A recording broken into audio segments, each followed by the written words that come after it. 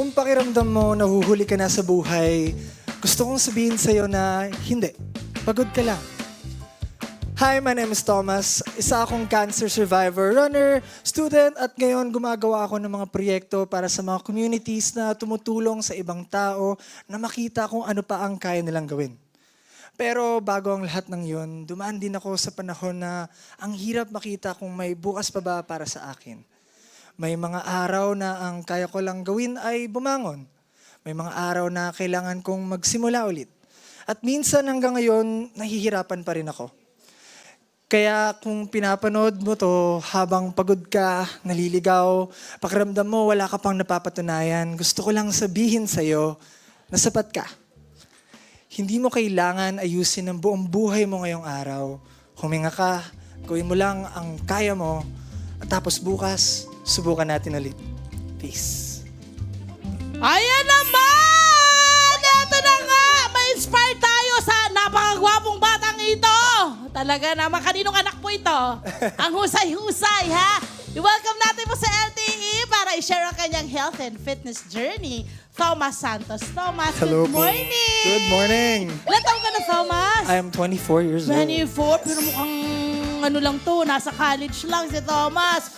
Naku, Thomas, ang una naming tanong sa'yo, ikaw raw ay cancer survivor? Yes. Wow! Kailan nag-start itong iyong pakikipaglaban sa cancer? So, nung unang beses akong nagka-cancer, nung 21 ako.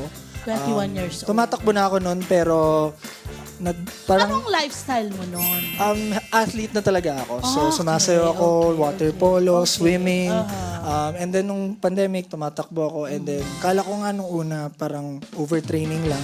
Kasi shin splints lang yung aking symptoms. Parang madalas yun sa mga runners natin eh. Kasi pag laging tumatakbo, syempre yung legs sumasakit. Yes, No? correct. Ito ang naging karamdaman mo raw ay acute myeloid leukemia. Yes. Anong klaseng cancer ito? At saang parte ng katawan?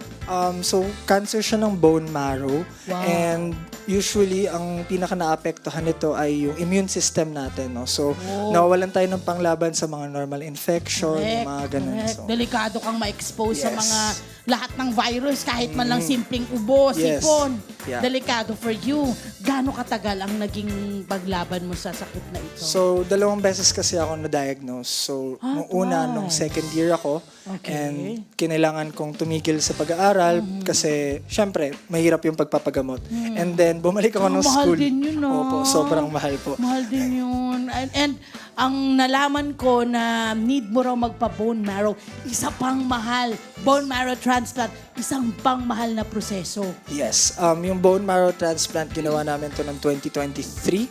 3 years na akong in remission. And since noon, parang 1 year akong nasa loob lang ng kwarto. As in, bawal pumasok sa kwarto ko, bawal ako lumabas. Kapag pumapasok yung mga parents ko, yung kapatid ko, kailangan naka-PPE sila. Like naka-mask, Yes, naka-gown. kasi delikado talaga yon. At yung nanay mo raw ang naging donor mo ng iyong bone marrow. Yes. So, si mama yung aking savior. Siya yung... Lakas din ng mama mo. Yes. Pag nanay talaga, gagawin lahat para sa anak. Yes. Painful din yun, Yes, diba? I am very Painful thankful din po. yun. Nag-usap kayo. Opo, Ng so mama mo. tinest po namin lahat Yeah, ng yes. part ng pamilya kong kapatid Yes. ko, my father, Siya my mother. talaga yung nag-match. Siya yung nag-match. Iba ang nanay. Eto na, diba? Nagka-cancer siya, pero balik ka ulit. Actually, ito muna.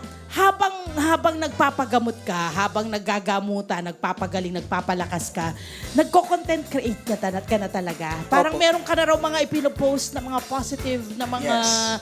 quotes, ganyan. Yes, Oo. kasi parang ito yung naging way ko, tulungan sarili ko, and of Totoo. course, tulungan din yung mga Ganda tao naman, nakabasa. Diba?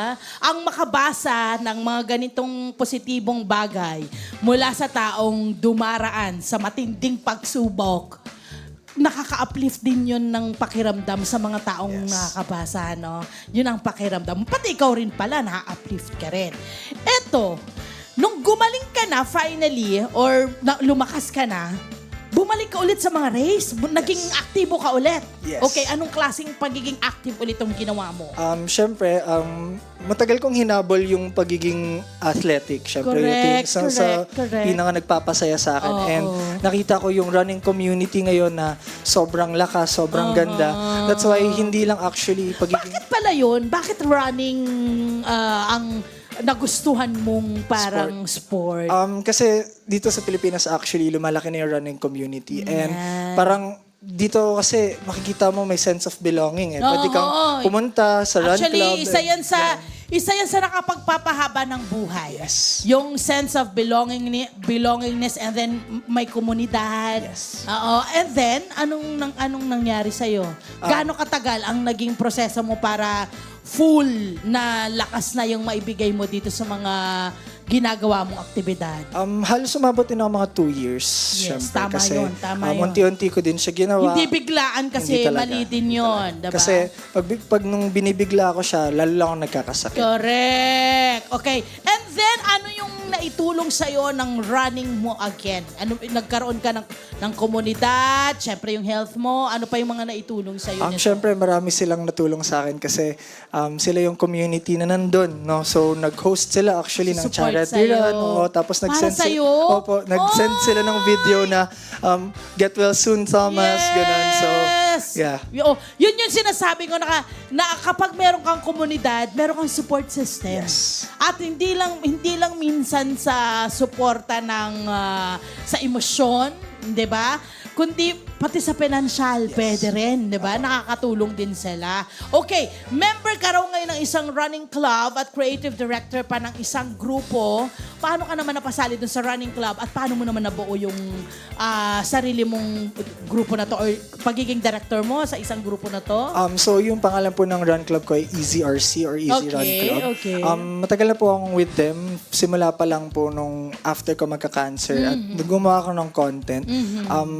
Kasama ko na sila. Sila din yung nag-host ng fundraiser. And ngayon, ang goal talaga namin is tulungan yung community para magkaroon ng platform kung saan sila makapag-enjoy, makapag-train, Anong makapagtakbo. mga age bracket na nasa mga miyembro ninyo? Actually, malawak po. May mga Di ba? bata, Yun ang may maganda mga pag matatanda. running. Opo, masaya po talaga. Di ba? Buong pamilya kasama mo. Di ba? Ayan. Okay. May mga events ka ba ngayon na kailangan naming abangan na pwede kaming makakasali? Paano ba? At paano maging miyembro dyan sa grupo mo? So, sa amin ngayon, meron kaming event na tinatawag na Threshold 5,000.